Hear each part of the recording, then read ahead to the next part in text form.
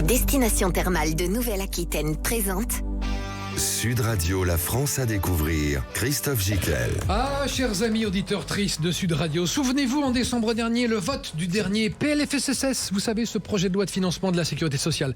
Eh bien, comme un gros pavé moche dans un délicieux bain de boue, il a fait trembler tout le secteur de la cure thermale de notre pays, en remettant en cause le remboursement des soins thermaux dans le cadre d'une cure conventionnée. Comme ça, hop, une idée. Oui, il fallait bien trouver des économies à faire, alors pourquoi pas sur le dos des 500 000 curistes de France et de leur santé. Aujourd'hui, ouf! Après son abrogation, ce combat de tout un secteur socio-professionnel a eu un mérite. Celui de remettre en lumière cette offre de soins alternative et d'une santé meilleure que les cures thermales procurent dans notre pays. Une offre thérapeutique globale, curative et préventive, moderne, intégrative, grâce à des traitements naturels uniques et sans effet secondaire, à part bien sûr l'ineffable envie de recommencer une fois qu'on y a goûté. Oui, chers amis, aujourd'hui, il n'y a pas que nos seuls retraités à les adorer, ces 18 jours de soins remboursés et de cocooning hors du temps. Les formules ont explosé à la carte, le soir, en semaine, en week-end.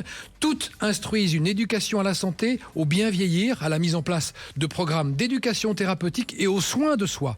En devenant globales et non plus centrées sur une seule pathologie, elles séduisent les jeunes et les actifs qui en usent à la carte dans des prises en charge sur mesure, inédites, destinées à une meilleure santé physique et même psychique. Elles sont encadrées par les équipes multidisciplinaires, des médecins, des infirmiers, des kinés, des psychologues, des coachs, des professeurs dont la première qualité, bien sûr, est l'écoute. Alors oui, chers amis, on va vous expliquer dans cette émission pourquoi pousser la porte d'un établissement thermal en général et en Nouvelle-Aquitaine en particulier, comment l'ouvrir à un mieux-être et pourquoi il serait dommage de s'en priver.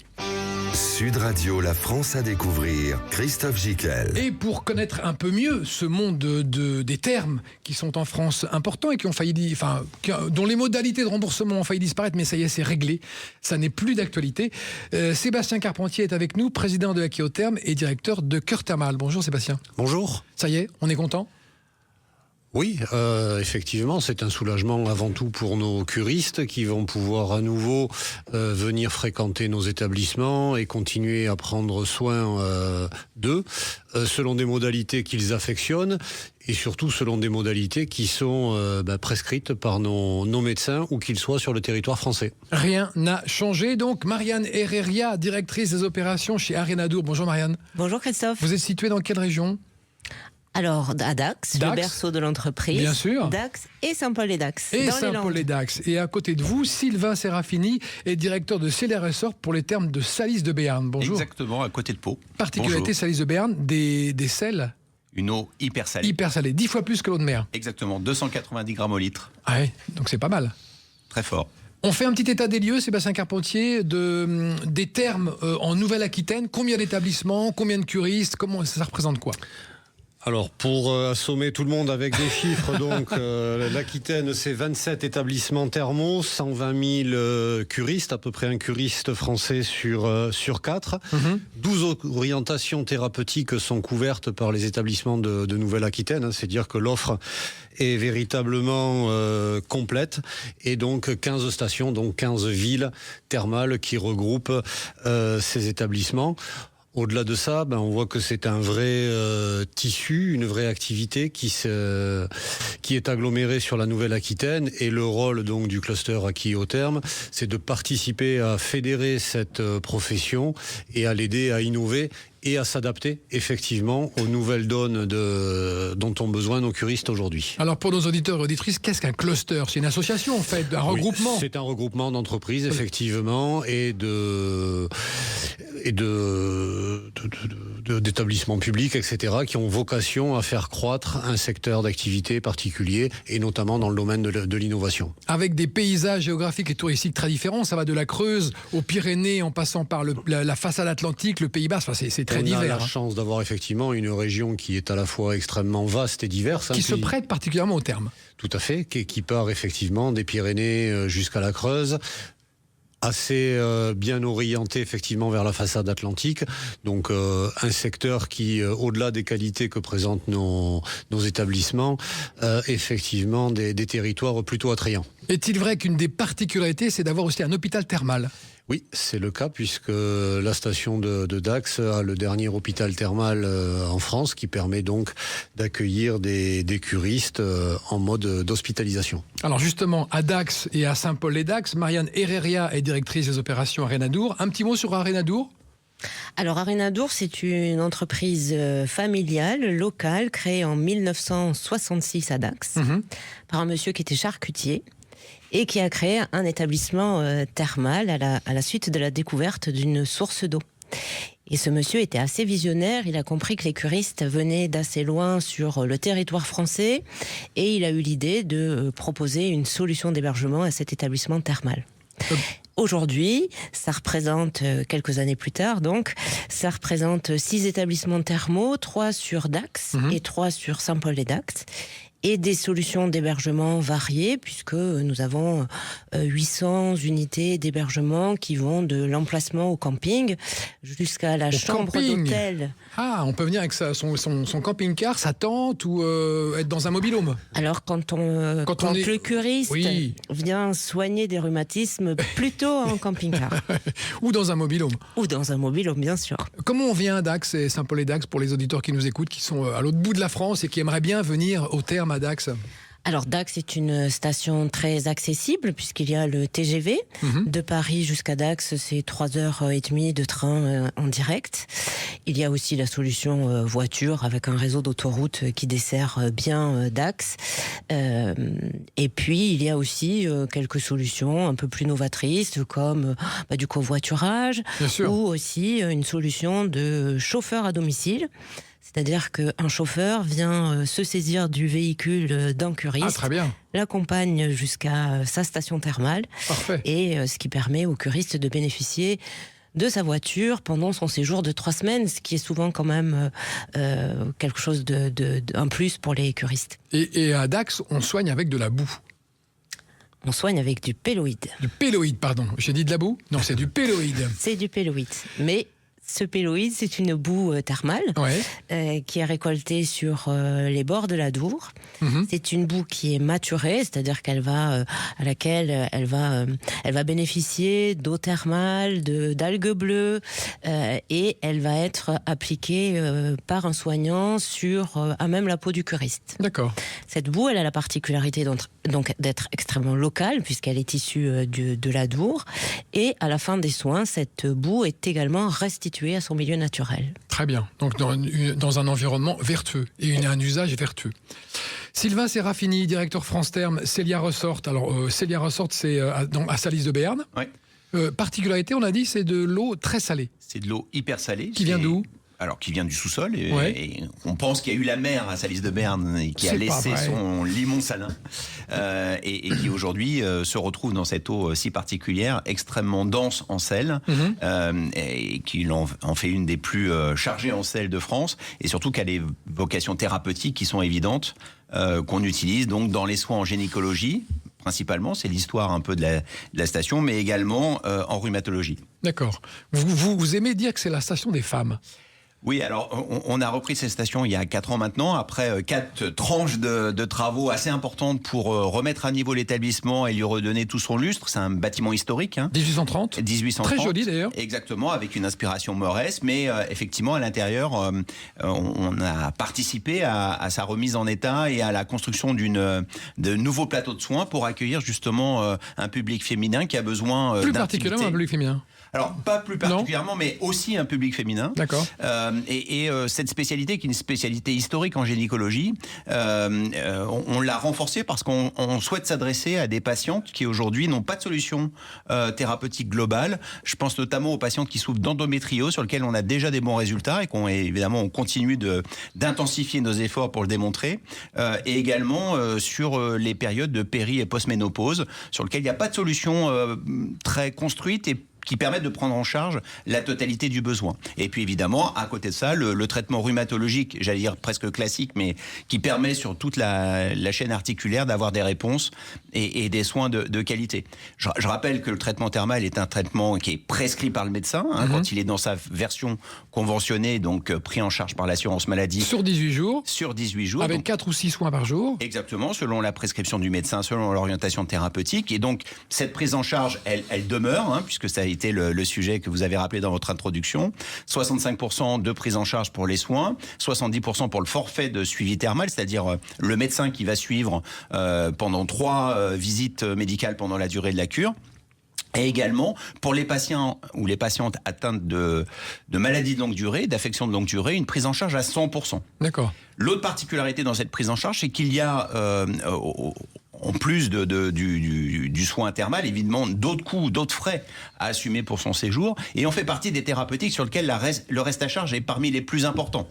Et donc, on est dans une thérapeutique qui soigne les maladies chroniques. Et donc, des patients qui sont intéressés pour améliorer leur état de santé, qui en gros vont investir du temps, investir de l'argent et investir de la disponibilité finalement pour améliorer leur état de santé.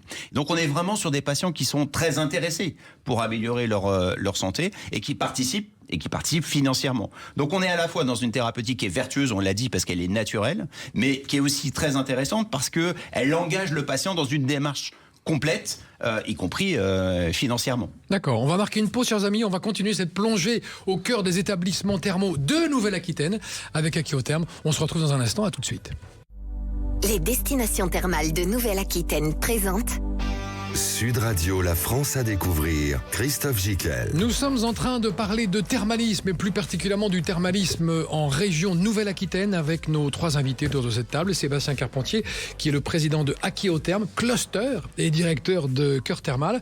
Marianne Herreria, directrice des opérations Arenadour. Et Sylvain Serafini, directeur Célia Resort à Salis de Béarn. Juste un petit mot avec vous, Sylvain. Comment on vient à Salis de Béarn ? Alors, c'est presque le même trajet que Dax, puisqu'on se situe à une demi-heure de Dax. Mais il y a une gare Puyot, je crois. Il y a une gare à Puyot qui est plus proche de la station de Salis de Béarn. Donc facile à trouver. Exactement. Très bien. Sébastien Carpentier, aujourd'hui, on est content que le PLFSSS n'ait pas abouti. Qui vient en cure aujourd'hui et quels sont vos curistes ? Qui sont les curistes qui viennent encore en cure aujourd'hui ? Alors j'ai envie de dire tout le monde, bien sûr. Oui. c'est quand même. Mais de plus en plus jeunes, de plus en plus souvent à la carte, de plus en plus dans des systèmes qui sont moins rigides qu'autrefois. Oui, alors c'est effectivement une tendance. Toujours, on a toujours quand même une tendance de fond qui est que le portrait robot de notre curiste est une curiste. Je parle notamment des affections de type rhumatologie. Va être une curiste qui aura un tout petit peu moins de 70 ans. Hein, c'est un petit peu le portrait robot. Mais effectivement, vous avez raison, on s'oriente de plus en plus vers des formats de séjour courts.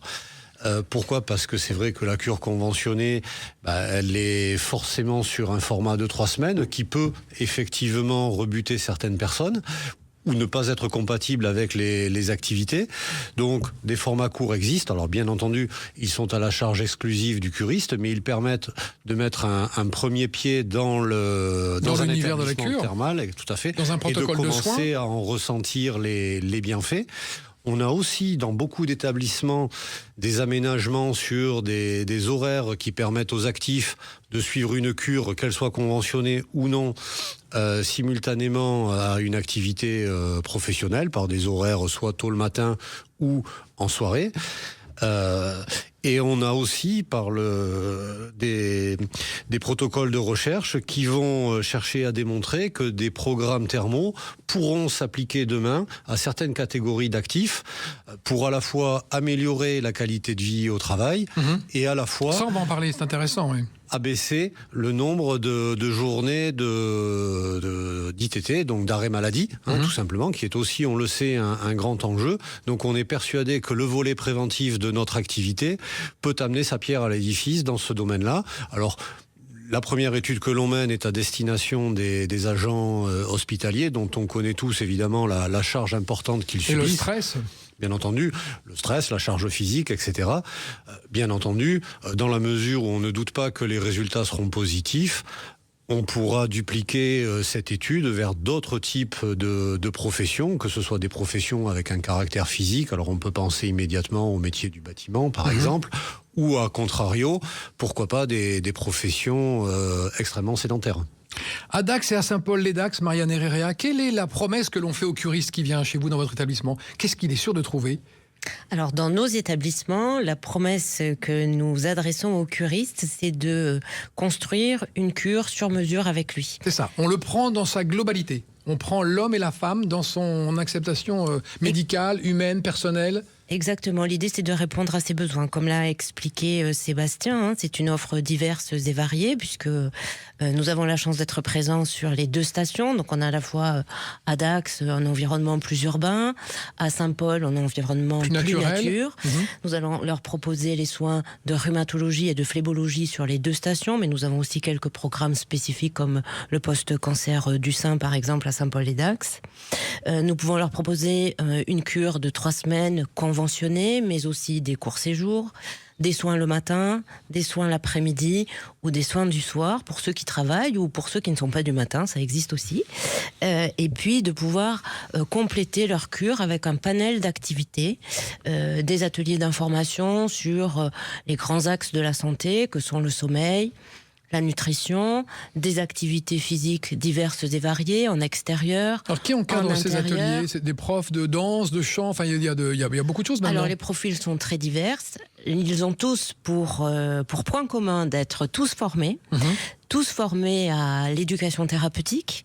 Et donc, il va y avoir des coachs sportifs, des sophrologues, des ostéopathes aussi, des kinésithérapeutes parfois. Donc, des métiers très divers, soit des métiers paramédicaux, soit alors des métiers plutôt avec du une sport et de l'activité terme. physique. Pas une spécialisation terme, une spécialisation que la discipline qu'ils enseignent, elle est organisée dans un cadre de soins. D'accord, ok, très bien. Et donc, il y a combien de métiers possibles et différents chez vous? Une trentaine? Chez Arenadour, dans le sud-ouest, il y a 27 métiers. 27 métiers, d'accord. 27 métiers, parce qu'il y a les métiers du soin, donc les infirmiers, les médecins, les kinésithérapeutes, les agents thermaux, les agents d'accueil. Il y a donc les métiers administratifs, les métiers de l'hôtellerie. D'accord. Et puis les fonctions support et le chauffeur de navette. Donc bassin d'emploi pour la région en plus. Donc ça représente, en tout cas pour le périmètre Arenadour, ça représente 300 emplois, CDI ou saisonniers sur le pic de la saison. Est-ce qu'on peut dire que dans chacun de vos établissements, il y a des soins signatures qu'on ne retrouve pas partout? Question collégiale. Alors en tout cas sur la station de Dax, ce n'est pas une exclusivité des établissements Arenadour, mais en tout cas sur tous les établissements thermaux de Dax, il y a donc ce soin de péloïde qui est une signature et qui est une spécificité très locale, en lien d'une part avec le produit utilisé, puisqu'il vient de l'Adour, et sur la façon dont il est aussi appliqué, puisque voilà, c'est un soin qui est appliqué par un soignant, et donc c'est le soin qui est plébiscité par les curistes qui viennent en tout cas pour soigner des pathologies rhumatismales. Salis de Berne, il y a un soin signature, Sylvain Serafini? Évidemment, le soin signature, c'est le soin qui utilise l'eau salée, puisqu'on a une gradation en fait de l'utilisation de cette eau, puisqu'elle n'est pas facile à supporter de premier abord. Donc, on va progressivement faire monter le degré de salinité pour être ce qu'on appelle en plein sel dans la phase finale de la cure, pour adapter le corps et avoir la réaction, je dirais, physico-chimique qu'on attend du traitement. Peut-être rappeler aussi que le traitement thermal, c'est pas empirique.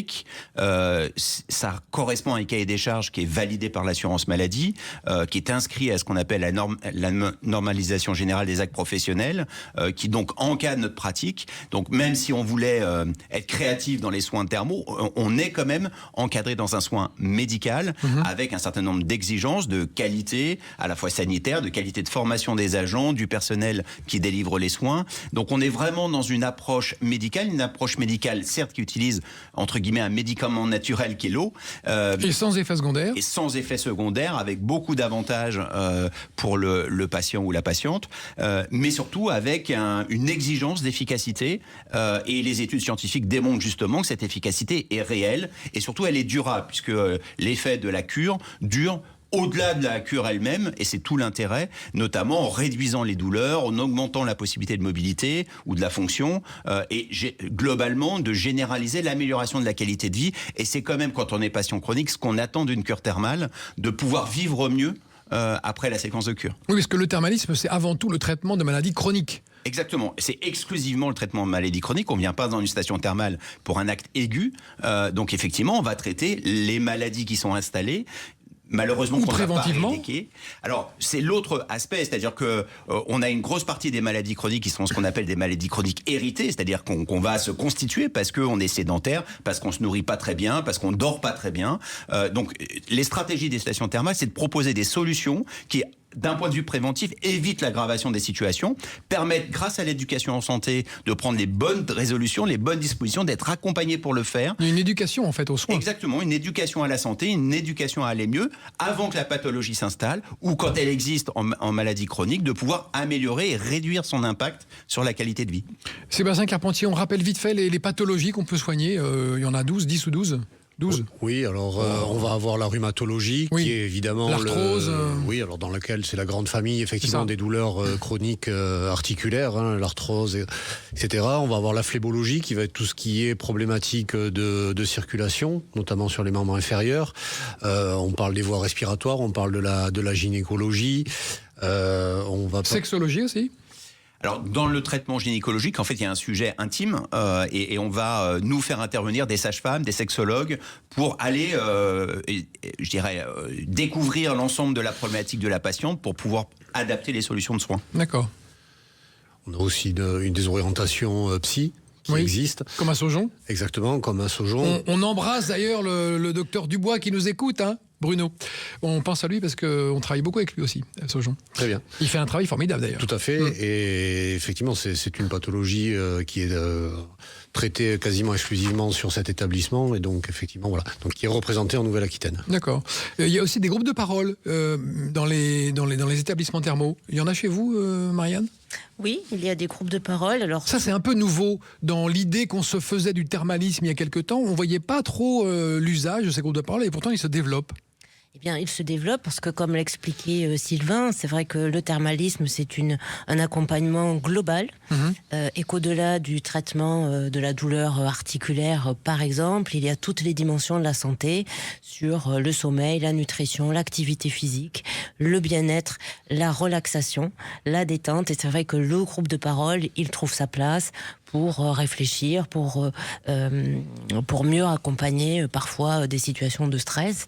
Et donc sur des pathologies, en tout cas chez nous, sur la fibromyalgie, qui est des douleurs articulaires très diffuses, il y a des groupes de parole qui sont encadrés par une infirmière coordinatrice et par un psychologue. Dans le traitement aussi du programme post-cancer du sein, il y a des groupes de parole avec un psychologue. Donc voilà, ça peut être soit par un psychologue, soit parfois par aussi une infirmière. Très bien. On va marquer une pause encore, chers amis, avant de retrouver cette intéressante émission sur le thermalisme en Nouvelle-Aquitaine. On se retrouve dans un instant. À tout de suite.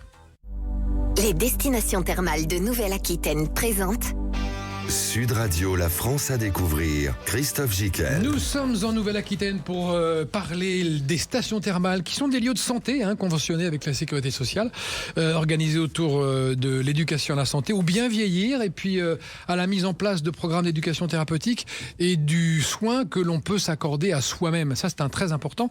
Et la prise en charge des cures thermales conventionnées reste identique. Il faut que je dise 53 fois avant la fin de l'émission. J'ai déjà dit 2 fois. Bon, c'est pas mal. Il en reste donc 50. Un petit mot sur les remboursements, vous vouliez dire, Sylvain, sur la prise en charge en Europe, comment ça se passe ? Oui, alors contrairement à ce qui a été largement et par erreur dit, la France n'est pas le seul pays de l'OCDE à rembourser les cures thermales. On a aujourd'hui au moins 15 pays européens. Mais qui a osé dire ça ? Ouais, voilà.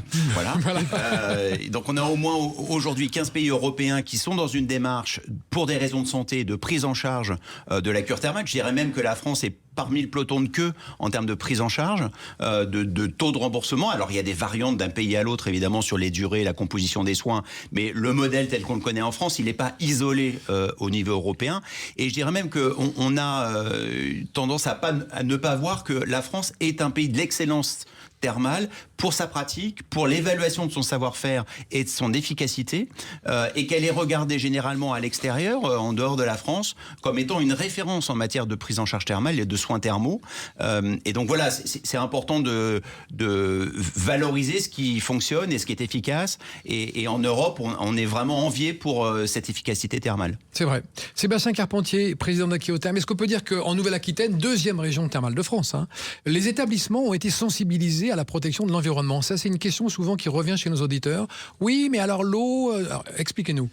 Alors, il est évident qu'un secteur comme le nôtre qui qui utilise les ressources utilise naturelles. les ressources naturelles comme un ingrédient principal et unique de son activité ne pouvait pas rester hacké sur les questions de l'environnement. Alors de l'eau, bien entendu, mais de l'environnement au sens général.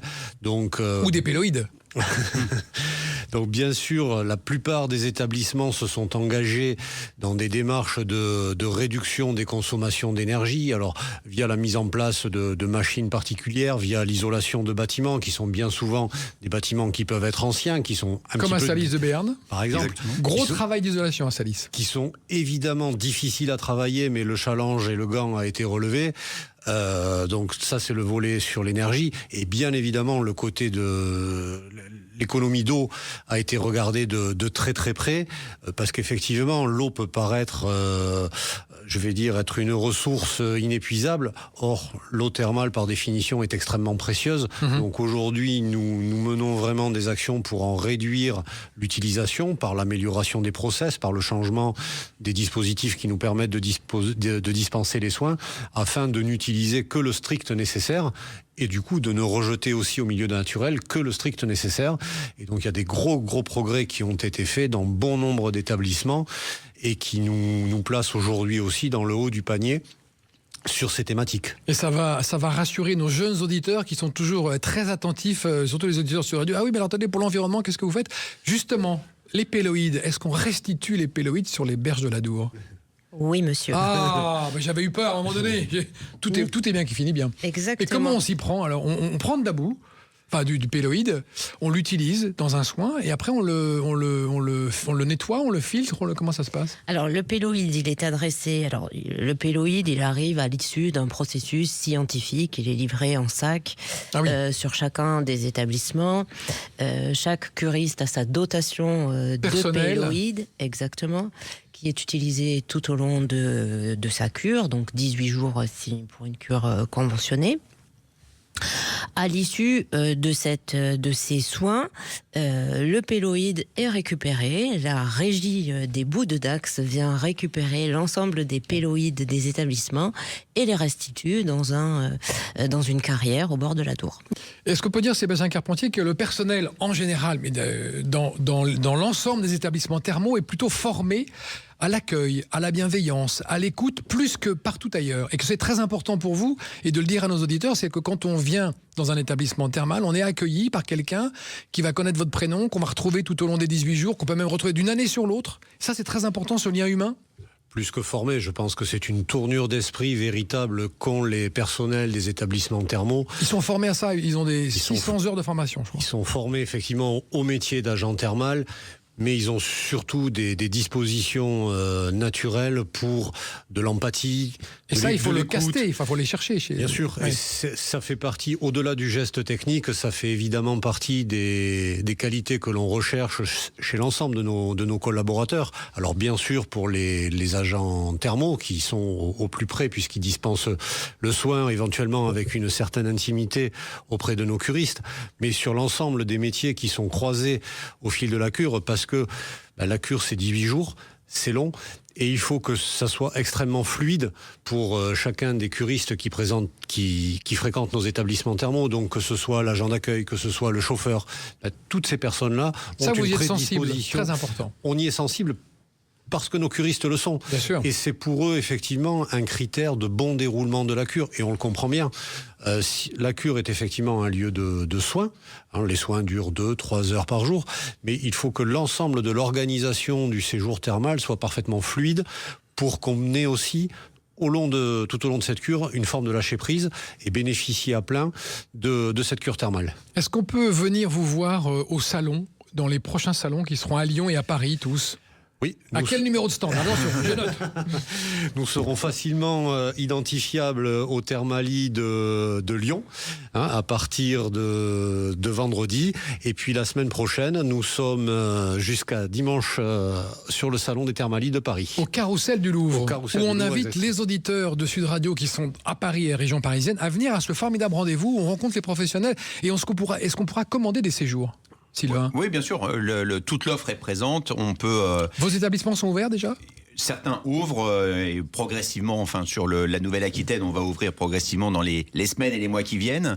Mais ça permet aussi de discuter avec les exploitants, de pouvoir justement choisir la bonne cure, le bon format, la bonne période, le programme de soins le plus adapté. Donc c'est vraiment une source inépuisable comme information et surtout de bien préparer son séjour, puisque on va venir pour 3 semaines de soins continus. Donc il y a vraiment une logistique, une approche d'un certain nombre de détails à préparer pour que la cure soit vraiment réussie et qu'il n'y ait pas de perturbation finalement. Le soin doit être vraiment vécu pleinement et positivement pour qu'il soit le plus efficace possible. Et c'est vrai que le lien humain, il est très important. On en parlait à table en dégustant une salade thaï, poulet.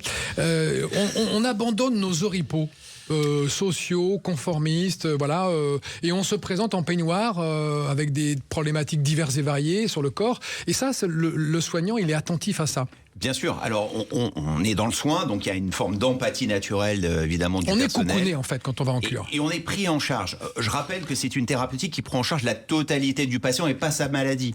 Donc, on s'adresse à la personne, et évidemment, on va soigner ses maux, Emma. On va s'adapter. Et on va s'adapter. On va surtout personnaliser, en fait, la relation.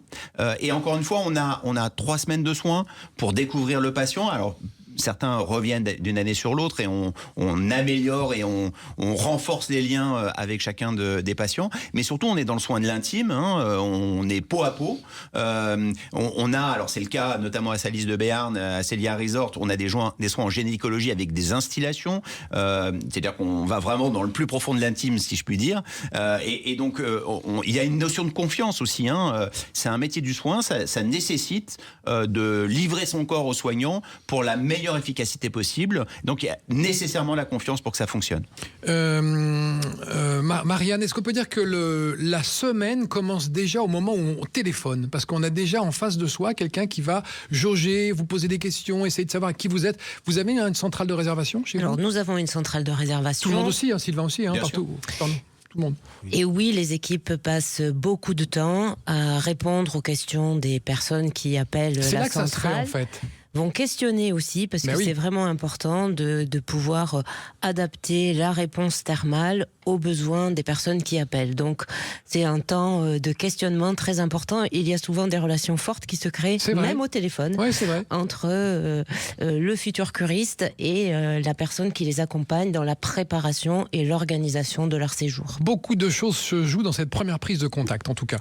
Est-ce que les réservations sont prêtes? On va en parler tout à l'heure. Oui, on peut commencer la saison. On va marquer une pause, chers amis, et on se retrouve juste après pour continuer à parler de thermalisme en Nouvelle-Aquitaine, où, je le rappelle, comme en France et partout ailleurs, rien n'a changé. Les conditions de remboursement n'ont pas changé. Et voilà. Eh bien.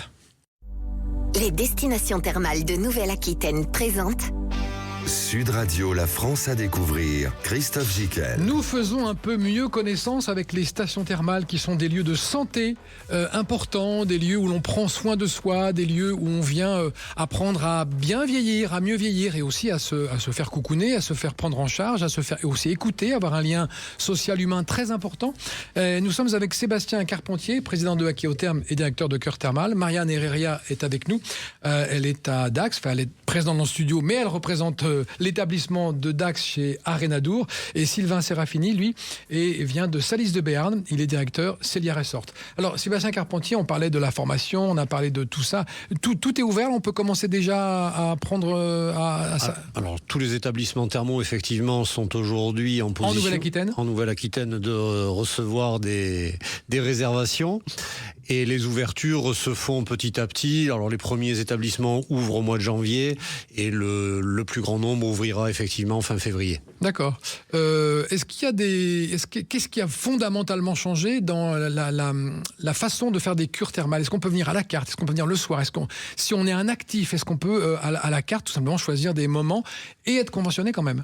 Alors, le à la carte, c'est choisir le temps, en fait, oui, ou le ça. moment auquel on vient. Oui, ça, on peut. Et les établissements organisent des séquences qui s'adaptent le plus possible aux contraintes de la vie de chacun.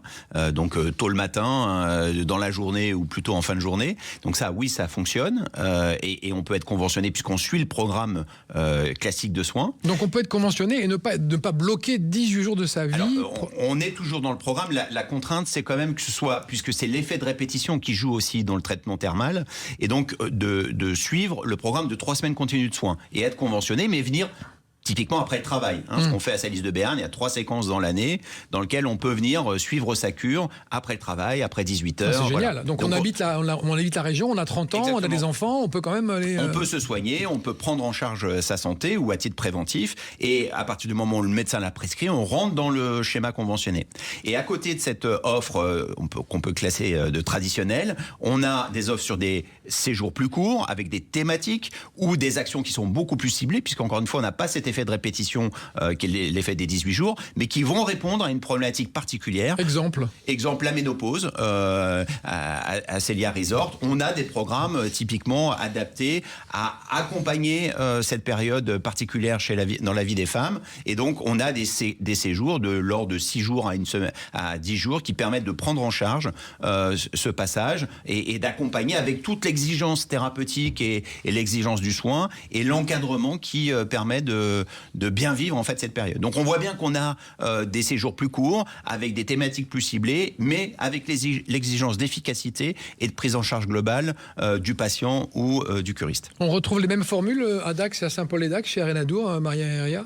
Oui, nous proposons aussi des... Alors, l'idée, c'est vraiment de proposer à chacun sa cure, comme je vous le disais tout à l'heure. Donc, ça peut être le choix du moment dans la journée, donc soit le matin, soit l'après-midi, soit le soir. Cette année, en 2025, nous avons accueilli quasiment 400 personnes sur des cures conventionnées entre 17h et 20h. Donc des actifs ?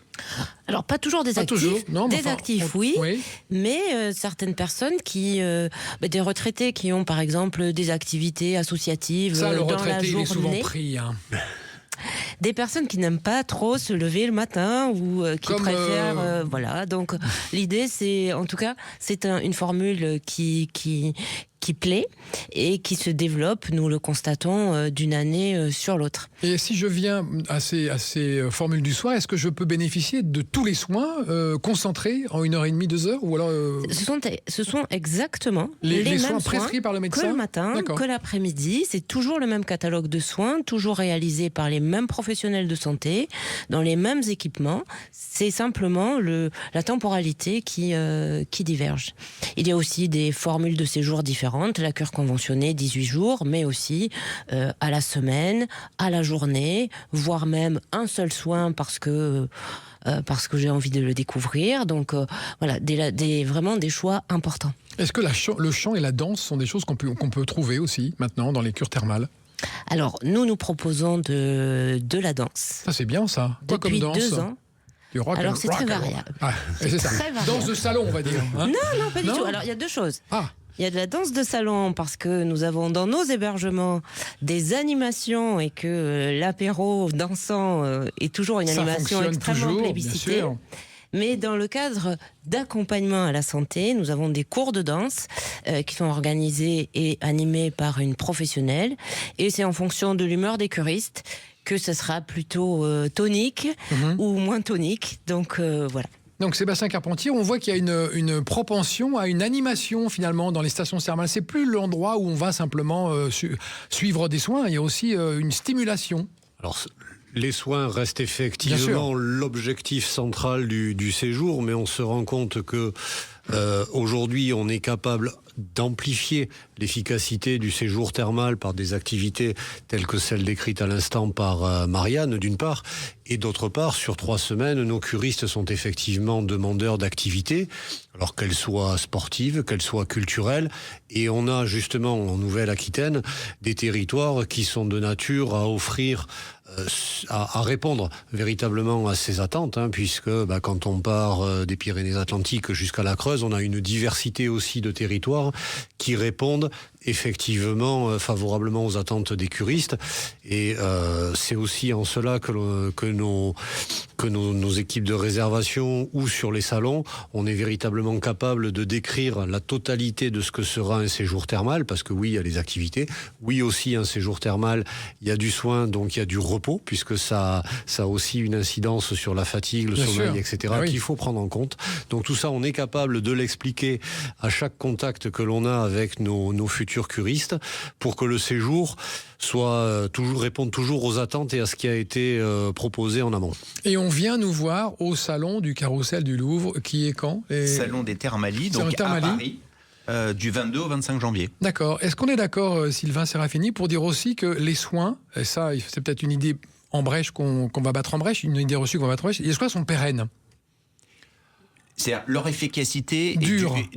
Elle dure. Alors, il y a des variables, puisqu'évidemment, en fonction de l'état de la maladie, de l'état du patient et de la récurrence ou pas du suivi de cure, mais l'effet positif de la cure est rémanent, il se prolonge au-delà de la cure, 3, 6, 9 mois en fonction des situations, mais il est durable. Et en plus, si on refait une cure l'année d'après, c'est d'autant plus stabilisé et renforcé. On continue d'améliorer, évidemment, mais surtout dans un axe de prévention, on va amplifier les effets d'une année sur l'autre. Effectivement, la répétition, c'est la médecine qui prend le temps de soigner, la médecine thermale, à la fois pendant la séquence de cure, mais également dans la durée, c'est-à-dire dans le temps. Je rappelle que la maladie chronique, pour réduire son évolution, la répétition du soin est importante, et la répétition d'année en année est aussi favorable à l'amélioration générale du patient ou du curiste. Et n'oublions pas aussi, signalons que pour les curistes, c'est aussi une façon de créer du lien social, de participer à une cure. On se fait des amis en cure.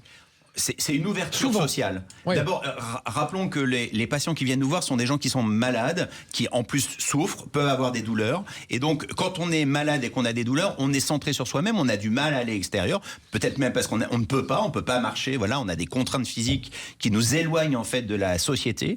Et le fait de se retrouver en cure, d'avoir déjà l'état de santé qui s'améliore, d'avoir des activités, on en parlait, c'est aussi une fenêtre sociale de sociabilisation qui redonne, j'allais dire, goût à la vie sans exagérer, mais qui redonne en fait du lien et finalement de la joie de vivre. Surtout quand on souffre des mêmes maux, ça crée un lien, un contact, une familiarité. Exactement. Et est-ce que le message que vous voudriez faire passer, c'est attention, mettez des claquettes qui ne glissent pas. C'est très important de parler de ça aujourd'hui. Effectivement, quand vous venez en cure, vous venez avec... Avec quoi on vient d'ailleurs en cure ? Alors, on vient avec pas grand-chose, si ce n'est des claquettes qui ne glissent pas. Donc avec des petits picots, on se fait. Exactement, puisque l'établissement va toujours fournir le peignoir, les serviettes, c'est-à-dire que la logistique du linge est assurée par l'établissement thermal pour évidemment qu'il y ait du confort, de la qualité et faciliter la vie des curistes dans leurs soins. Le seul élément, parce qu'il y a un sujet de confort, c'est d'avoir effectivement de venir juste avec ses claquettes et des claquettes qui ne glissent pas, puisqu'il y a de l'eau dans les établissements thermaux, c'est pas une nouveauté. Marianne Herrera, qu'est-ce qu'il y a à voir autour de Dax, Saint-Paul-et-Dax ? Un petit mot sur le tourisme à faire autour ? Alors, comme le précisait tout à l'heure Sébastien, la région du Sud-Ouest, la Nouvelle-Aquitaine est riche. À Dax, dans un rayon de 45 minutes de transport, vous pouvez voir les Landes, mais vous pouvez voir aussi l'océan Atlantique, vous pouvez baigner dans la culture du Pays Basque, voire même franchir les Pyrénées pour aller déguster quelques tapas en Espagne. Donc, il y a moult choses à faire pendant son séjour. Parce que c'est aussi ça, la cure thermale, c'est aussi la découverte d'une région, de sa gastronomie, des gens, d'un accent, d'une culture. Et à Salis de Béarn ? Alors, tout en mieux, puisqu'on est dans le Béarn et pas dans le Pays Basque. Ah oui, forcément. Mais on est dans une région qui est assez proche. Rappelez que les soins, c'est à peu près entre 2 et 3 heures selon la composition des soins dans la journée. Un peu de repos. Il reste du temps libre pour découvrir la région. Et on parlait de sociabilisation. C'est aussi un autre facteur, finalement, de vivre et de partager et de découvrir la région dans laquelle on vient faire sa cure. C'est pas la motivation principale, mais ça contribue, finalement, et également à créer des souvenirs, puisque, vous le disiez, on rencontre des gens et finalement, on crée des amitiés. Et très souvent, on voit des gens qui étaient venus pour la première fois en cure dans une destination qui finissent par y venir à la retraite ou s'y installer. Ou se marier. Les 3 messages, Sébastien Carpentier, pour terminer l'émission. La prise en charge des cures thermales conventionnées reste identique. Ça ne bouge pas, ça ne change pas. Venez avec des claquettes qui ne glissent pas. Les réservations sont commencées et on se retrouve au Carrousel du Louvre. Exactement. Et un mot de la fin. Peut-être un mot que je crois que l'on n'a pas bien précisé. Thermassist. Non, je voulais vous parler aussi de l'absence absolue d'effets secondaires dans les soins thermaux. Absolument. On a parlé de la répétition, de l'efficacité, de ce que viennent chercher nos curistes. Sans effets secondaires. Sans effets secondaires. Et c'est aussi une des raisons pour laquelle les gens se tournent vers le thermalisme, parce que c'est des gens qui s'informent, qui regardent comment pouvoir se traiter efficacement et sans effets secondaires. Donc c'est en ce sens où c'est vraiment un traitement complémentaire qui est dans l'arsenal médical à la disposition des médecins prescripteurs. Vive le thermalisme en Nouvelle-Aquitaine. Les conditions de remboursement n'ont pas changé. Mettez des claquettes qui ne glissent pas et venez nous retrouver dans les établissements de Nouvelle-Aquitaine. Ils sont combien les établissements? Il y en a 27. 27. Allez, c'est parti. On se retrouve sur la réservation de Nouvelle-Aquitaine, laquiotherme.fr, c'est ça? On peut réserver sur le... Oui, c'est ça. Laurence. Centre thermal? Les destinations thermales de Nouvelle-Aquitaine. .fr. Merci à tous pour cette belle émission, chers amis. On se retrouve la semaine prochaine dans La France à découvrir. Bon samedi du coup et salut. Sud Radio, La France à découvrir. Christophe Gicquel. Avec les destinations thermales de Nouvelle-Aquitaine.